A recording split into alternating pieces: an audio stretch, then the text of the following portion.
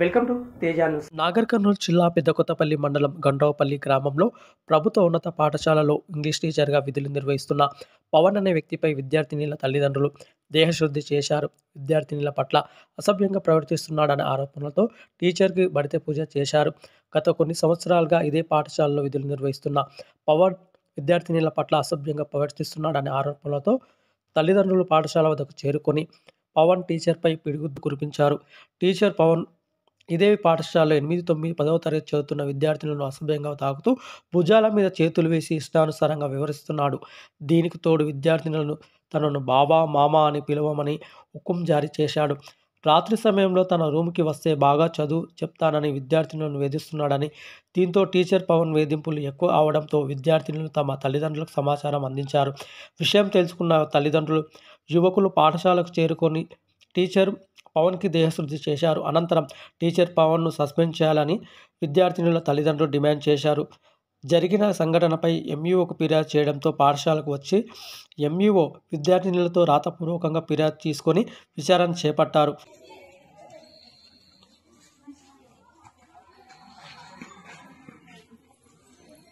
గండ్రావుపల్లి గ్రామము, పెద్దకొత్తపల్లి మండలము.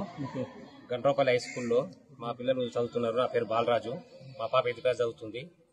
ఇక్కడ స్కూల్లో ఒక సార్ ఉన్నాడు, పవన్ సార్ అంటే ఇంగ్లీష్ చెప్తాడంట 8th, 9th, 10th. ఆ సార్ పిల్లల పట్ల దుర్భాషలు ఆడడము, గలీజు మాట్లాడడము, వాళ్ళ మీద చేతులు వేయడము, రకరకాల ఇబ్బందులు పెడుతున్నాడంట. ఇది చాలా రోజులు జరుగుతుందంట. మా పిల్లలు చెప్పుకోలేకపోయినారు. మా పిల్లలు నా దృష్టికి నిన్న వచ్చింది. నేను రుజువు ఎంక్వైరీ చేశాను.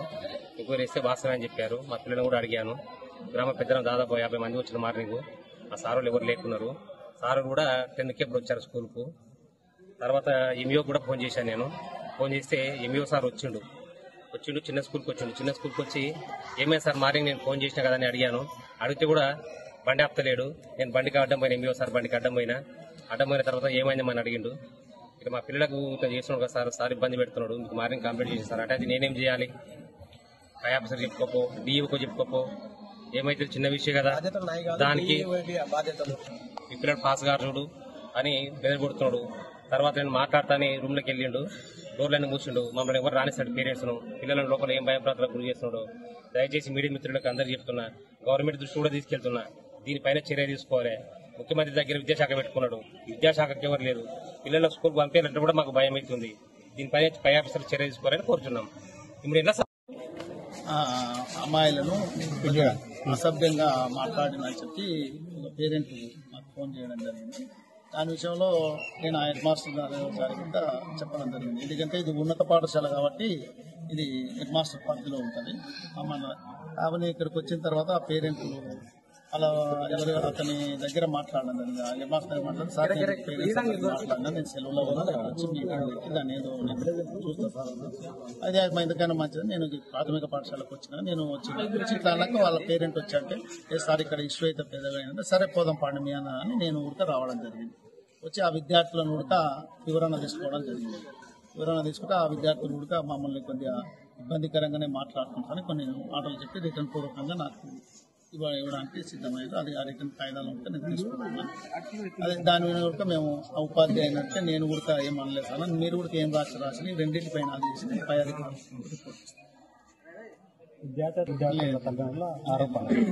చెప్తే ఆ హెడ్ మాస్టర్కి నేను ఫోన్ ద్వారా చెప్పడం జరిగింది. రేపు మాట్లాడతాను మీకు ఫోన్ చేసినట్ట కదా అని చెప్పడం జరిగింది. అంటే లేదు సార్ మాకు కాదంటే సరే అట్లయితే పోదాం, మళ్ళీ వేరే వాళ్ళకి చేసినా నాకు తెలియదు అని వచ్చేసింది. నేను అంతే. పేరు శ్రీహిత, నేను 8th క్లాస్ చదువుతున్నా.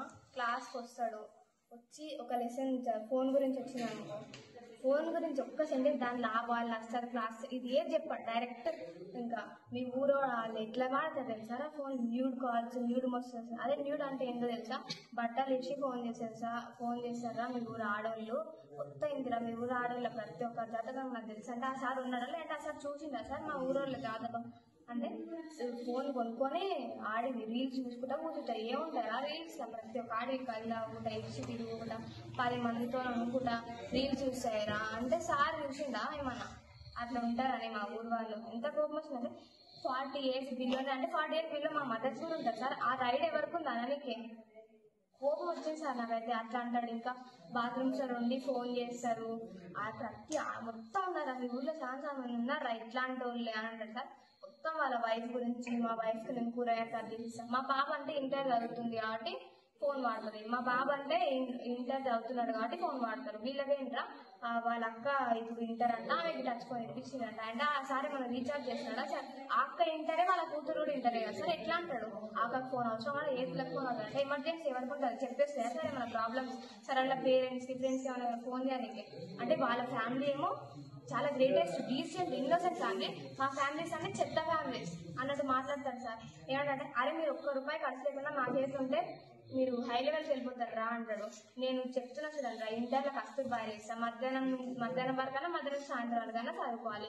తర్వాత ఎవరో ఒకరు పేషెంట్ ఇస్తారు, వాళ్ళు ఏమంటే ఇంటికోవాలి, వాళ్ళకి ఇట్లా వాష్రూమ్కి తోడుకోవాలి, బాత్రూమ్కి తోడుకోవాలి, కూర్చోబెట్టాలి అని చెప్తాడు సార్. అంత అడుక్కతినే పరిస్థితులు ఉన్నామా సార్? మేము అడగలే కూడా కానీ సార్ మాకు ఏదైనా చూడండి అని అనే చెప్తాడు డైరెక్ట్. క్లాస్కి వచ్చి క్లాసులు చెప్పకుండా పిల్లలతో గబ్బుగా ప్రవర్తించడం నాకు నచ్చలేదు. నన్ను రోజు క్లాస్కి వచ్చి కోడలు అంటారు. సార్ నన్ను కోడలు అని ఎందుకు అంటారు అంటే తేజ నుండి సునీత నేను సార్ కోడలు అంటుండ అంటే నువ్వు విధంగా కావా కోడలు అంటే సార్ నేను మా డాడీ చెప్తా అంటే ఇంకేమనలేదు సార్ అంటే నేనేమనలేదు సార్. అప్పటికి ఇంకా పాఠం చెప్పినప్పుడైతే ఒక 5 సెంటెన్స్ చెప్తాడు, ఇంకా అవతల అన్ని గబ్బుగా మీ ఊరు పెద్ద గలీదే, గంట్రావుపల్లి, నారాయణపల్లి ఆడవాళ్ళందరూ అంజలి అని మాట్లాడారు. అంటే ఇంకా అక్క వాళ్ళు ఎవరు ఏమంటారు సార్ ఎవరి ముందు చెప్పిందట, పెళ్లి చేసుకుంటావా, నేను మంచి మా ఇంటికాడికి వచ్చి మంచి నీకు ఇష్టం వచ్చింది కూరలు అన్ని ఇప్పిస్తాను, నేను బట్టలు పండగ బట్టలు ఇప్పిస్తాను, మమ్మీ వాళ్ళు ఏమి ఇప్పారు, నువ్వు ఎట్లా వస్తున్నావు స్కూల్కి, మీ ఆడవాళ్ళు ఎట్లా వస్తున్నారో మీరు చూసుకున్నారా, మీ ముఖాలు స్కూల్కి వచ్చినప్పుడు చూసేసి నాకు ఎట్లా అవుతుంది అంటే అట్లా అవుతుంది అని అన్నారు సార్. అంటే మేము అప్పటికేమనలేదు, మా ఇంటికి రండి, నువ్వు తేజ రండి, మా రూమ్ ఇస్తాం, అప్పుడు మేము మా రూమ్లో ఇద్దరే ఉండరు, వంట వేసుకుని తినండి, నేను రాత్రిపూట్లు వచ్చి మీతోనే అనుకుంటాను అన్నాడు. ఆడవాళ్ళు మగవాళ్ళు ఏం చేస్తారో ఇంకా దాని గురించి పిల్లలు ఎట్లా అవుతారు అది అని అడిగిండు. అడిగితే ఇంకా మేము దానికి ఏం చెప్పాలో అర్థం కాలేదు సార్. అప్పుడైతే ఎంత కోపం వచ్చిందంటే అప్పుడు కొట్టాలంత కోపం వచ్చింది సార్. అసలుకి ఆ టైంలో ఎవరికి ఏమైందో విధంగా అర్థమే కాదు సార్. పెద్ద గలీజ్గా ప్రవర్తించాలి. ఇప్పటికి ఇన్ని స్కూల్లో ఇప్పటికి తెలిసిన సార్ ఆ సార్ని ఇంత గబ్బుగా ప్రవర్తిస్తారని నేను ఎప్పటికీ అనుకోలే. విధంగా మాతో మంచి ప్రవర్తిస్తారు సార్ ఆ సారు.